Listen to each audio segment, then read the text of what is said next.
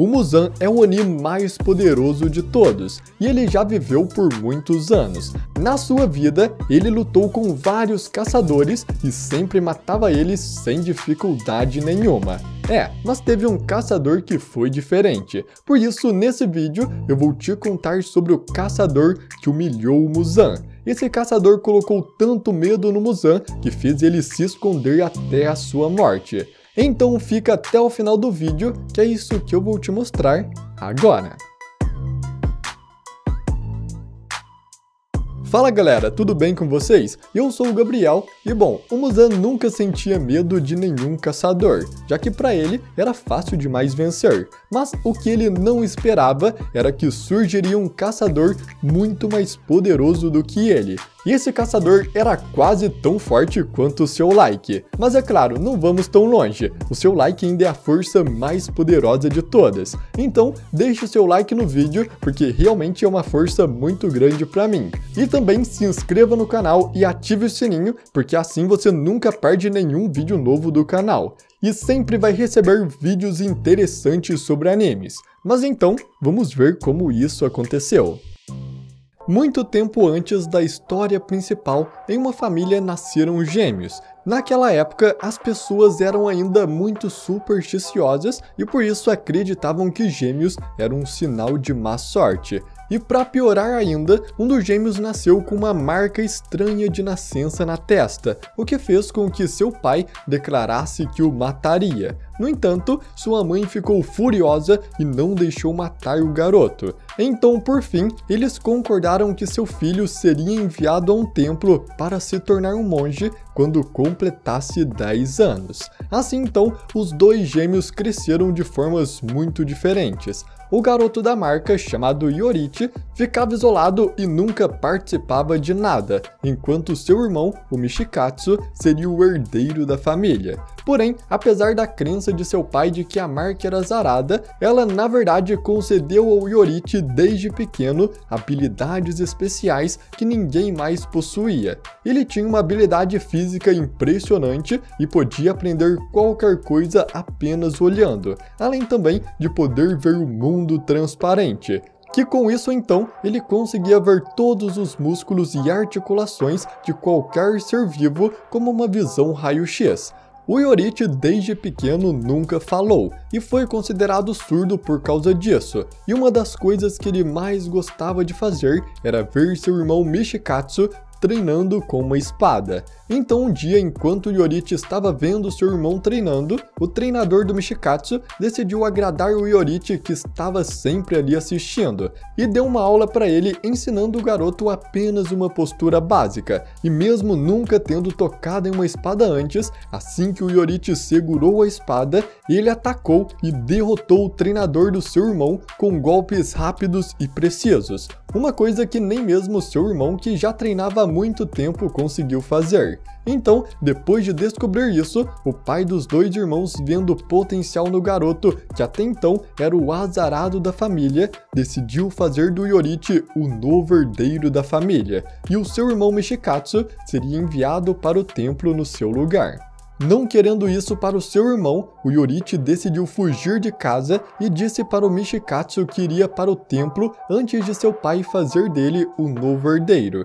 E assim, se despedindo, ele fugiu correndo direto por um dia e uma noite sem parar. Então, depois de correr muito, o Yorite encontrou uma garota nas montanhas que tinha perdido seus pais e não queria morar sozinha. Então, com isso, o Yorite foi morar junto com ela, e depois de 10 anos, os dois se casaram e ela ficou grávida do Yorite. Assim que estava chegando a hora do bebê nascer, o Yorite saiu de casa para chamar uma parteira e disse que voltaria antes de anoitecer. Porém, ele acabou atrasando, ajudando um senhor que ele encontrou no caminho, e só voltou para casa depois que o sol já havia se posto. Assim que ele chega na sua casa, ele encontra a sua esposa e o seu filho, que ainda nem tinha nascido, mortos ali no chão. A tragédia o chocou tanto que ele segurou o corpo de sua família já sem vida por 10 dias seguidos, até que um caçador de Oni apareceu na sua casa. Então, o Yorite descobriu que existiam monstros devoradores de homens soltos à noite, e que a sua família tinha sido morta por um deles. Isso levou o Yorite a pegar a sua lâmina e se tornar um caçador de Oni. Como o Yorite já possuía habilidades especiais, ele se tornou um caçador muito poderoso e desenvolveu um novo estilo de luta usando a sua própria respiração, que ele chamou de Respiração do Sol. Como nenhum outro Hashira do esquadrão conhecia esta técnica do Yorite, ele os treinou, mas não importava o quanto eles treinassem, nenhum deles era capaz de usar a Respiração do Sol criada pelo Yorite. Com isso então, o Yorite decidiu treinar cada um deles separadamente, e cada Hashira adaptou o estilo do Sol com seus pontos fortes e fracos. Assim então, surgiram a Respiração da Água, a Respiração do Trovão, a Respiração das Chamas, a Respiração da Pedra e a Respiração do Vento, as 5 respirações elementais. O Yorite inovou todo o esquadrão de caçadores com esse seu estilo de luta, e fez desta época a época de ouro dos caçadores de Onis. Então, em um dia, enquanto caçavam Oni, o Yorite se encontra com Muzan Kibutsuji, o Oni progenitor e o maior inimigo dos caçadores de Onis, e a Tamayo estava junto com ele. Assim que viu Muzan, o Yorite sentiu toda a sua maldade desenfreada, e foi aí então que ele percebeu que o motivo dele ter nascido com habilidades especiais foi para derrotar o Muzan Kibutsuji de uma vez por todas. Com isso, o Muzan fala que já não tem mais interesse em espadachins usuários de respiração, e então ele transformou seus braços em tentáculos com lâminas e ataca o Yorite. Enquanto desviava, o Yorite podia ouvir todos os bambus atrás dele sendo cortados. Ele percebe que o Muzan é muito mais veloz que qualquer outro Oni que ele já enfrentou, e percebeu que qualquer ataque que acertasse nele o mataria, nem mesmo se fosse um simples arranhão. E vendo isso, o Yorite sentiu medo pela primeira vez em toda a sua vida. Com isso, vendo o mundo transparente, o Yorite percebe que o Muzan tem 7 corações e 5 cérebros que ficavam mudando constantemente de posição dentro do seu corpo. Neste momento, o Yorite percebe que as suas técnicas atuais não vão ser o suficiente para derrotar o Muzan. Então, ele começa a atacar o Muzan usando todas as formas de sua respiração em sequência, sem parar. Ao todo, ele possuía 12 formas e cada forma destruía um órgão vital do Muzan. Essa combinação de todas as formas anteriores ficou conhecida como a 13ª forma da Respiração do Sol. Esse ataque deixou o Muzan muito confuso, porque além de estar com seu corpo todo cortado, ele também não conseguia se regenerar e segurava sua cabeça para ela não cair, mas ela não estava se reconectando novamente com seu corpo. Então, se aproximando do Muzan imóvel no chão, o Yorite pergunta para o Muzan o que a vida é para ele. Mas o Muzan estava com tanta raiva que nem respondeu. Com isso, o Yorite se vira para Tamayo e fica surpreso ao vê-lo olhando para o corpo desmembrado de seu mestre com um brilho de esperança nos olhos. Então, decidindo acabar com Muzan de uma vez por todas, o Yorite se aproxima, mas assim que ele dá um passo em direção ao Muzan, ele ouve um som de dentes rangendo e quebrando, e o corpo do Muzan se explode em 1800 pedaços de carne. Como o Yorite foi pego de surpresa, ele só conseguiu destruir 1500 desses 1800 pedaços de carne. Porém, esses 300 pedaços que fugiram se juntaram formando uma nova cabeça para o Muzan se regenerar novamente. Apesar de não conseguir matar o Muzan, o Yorite colocou tanto medo nele que ele se escondeu e não saiu do esconderijo até que o Yorite morresse. E mesmo depois da morte do Yorite, o medo de que um novo sucessor da respiração do sol pudesse surgir ainda acompanhava o Muzan e o apavorava.